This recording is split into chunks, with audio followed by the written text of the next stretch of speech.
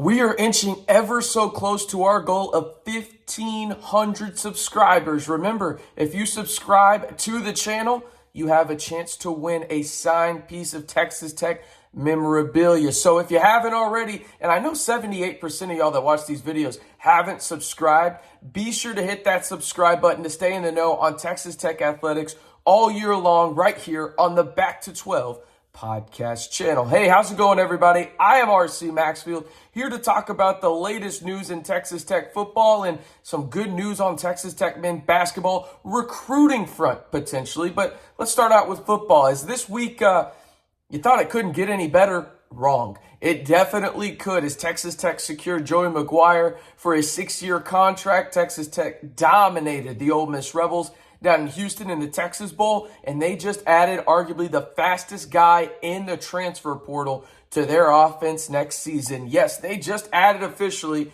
according to Texas Tech Athletics, and well, Drae McCray himself. And if you haven't heard the name, get used to it. It's also a very fun name to say, Drae McCray.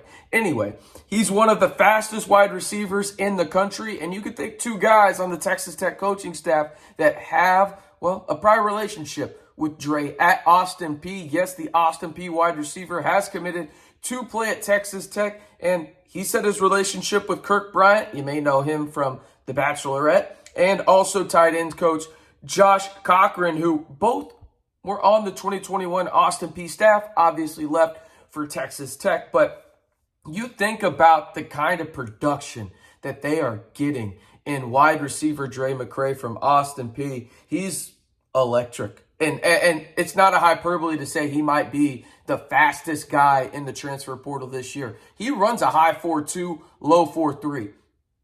He's a sicko when it comes to the speed aspect. And we know how this Texas Tech recruiting staff and coaching staff loves speed and production. And that's exactly what McCray had at Austin Peay. He followed up a strong sophomore campaign totaling 76 catches, 1,021 yards and 9 touchdowns to help Austin Peay go 7-4. He added 12 carries for 54 yards and 3 punt returns as well. But his season was really capped off by the Alabama game, where he had 12 catches against the Crimson Tide for 62 yards. And his, he's just unbelievable. He's caught 129 passes in college, just under 2,000 yards, 17 touchdowns, and he's been a first-team All-Sun Conference player, 2-time All-Conference honoree as well. In the Ohio Valley Conference, which is no knock for a mid-major conference, and he was also named to the newcomer team in 2021. What he does for this Texas Tech offense, I don't think can go understated. Lyle and I have talked about it on the podcast all year long, and one of Lyle's big gripes about the wide receiver core, and what better guy to talk about wide receivers at Texas Tech than the guy that has the second most TD receptions in Texas Tech history, in Lyle Leong. They lack speed and separation, right? Like, you got some guys that are physical, they can separate, but it takes them a little while longer, just not instantly, right at the point of attack, right? Or the line of scrimmage, I should say.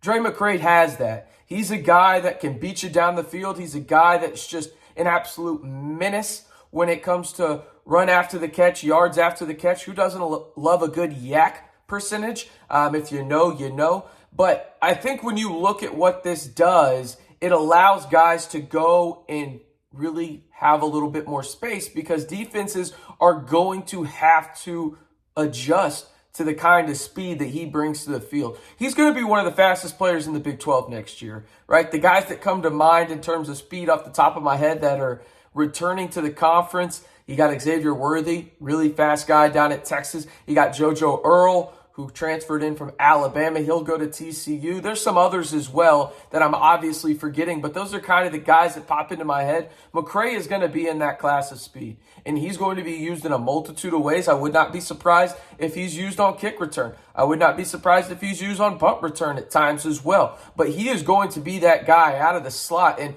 even outside, but I think predominantly he's going to be in that slot position where he's going to create nightmares and mismatches for the Texas Tech offense in terms of how they can capitalize not only in the slot where he is, with himself, Miles Price, even the tight ends, but also on the outside for guys like Loic, Fouonji, Jerand, Bradley, guys like that. He is a difference maker in terms of defenses. Have to know where he is at all times because of that speed factor. And it's not just fast. He's a very good route runner as well. Knows how to use the corner breaks, knows how to run a post, knows how to run a zig. He's really, really good in terms of his route tree as well. But you got to respect him because he can take the top off of the defense at any time. If you're loving what we're doing here on the Back to 12 podcast, hey, we'd love it if you just like the video and let us know down in the comments. We're trying to give you daily videos here.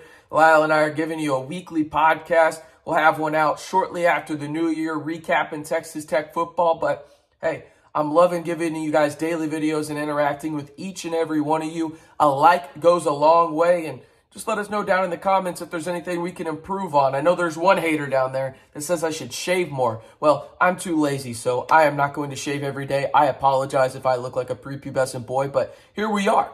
I appreciate all the support from you guys along the way, but let's jump into the Texas Tech men's basketball side of this video and some news yesterday, and I want to give appropriate credit to who tweeted it out first. It was TX Recruited Chris Wash, who is in the know about Texas men's basketball recruiting better than virtually anybody. And Kyron Lindsay, the 6'8" Denton Guyer, Texas graduate who is at Georgia, entered his name in the transfer portal, and he is going on unofficial visits to TCU this Saturday. Well, he will get to see Texas Tech play TCU. And then he is going to Texas Tech on Tuesday, January 3rd, for his unofficial visit there. For those that might not know his game, he's a 6'8" power forward, 205, maybe gained a little bit of weight out there at Georgia. But it's a similar situation to Jalen Tyson, where he went out there, committed there, entered the transfer portal mid-year. He won't be able to play if he does come to Texas Tech or TCU or wherever he enrolls. He'll be a mid-year enrollee. We'll use his red shirt year this year, but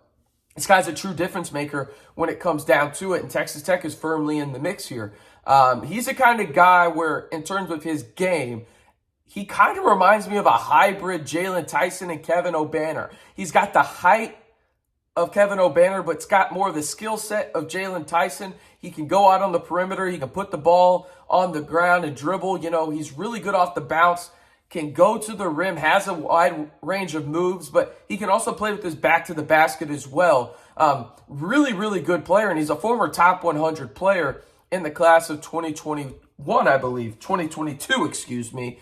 And he was the 98th ranked player nationally according to 24/7 Composite. So you look at some of the offers he has, and it's a laundry list of teams, including teams in Texas and in the Big 12. He had TCU offer him out of high school, UTSA, you've got Texas A&M, Texas Tech, obviously. Some of the other bigger schools are Tennessee, Oklahoma State. But I can tell you right now, Texas Tech is firmly in the mix for him, and it would be a great fit. Texas Tech wanted him back before he went to Georgia. Some things went the other way. That's fine. But again, he is the kind of guy that has a skill set that is kind of a Jalen Tyson, Kevin Obanor hybrid, where he's got the size of Kevin Obanor, but he's not afraid to go off the bounce like Jalen Tyson. And he'd be a really good add because next year, Texas Tech could lose some guys just because, let's face it, portal, it happens. Not saying that is going to happen, but it's possible. You got to be prepared for it. And he's a guy that you can bring in with the Drew Steffies of the world,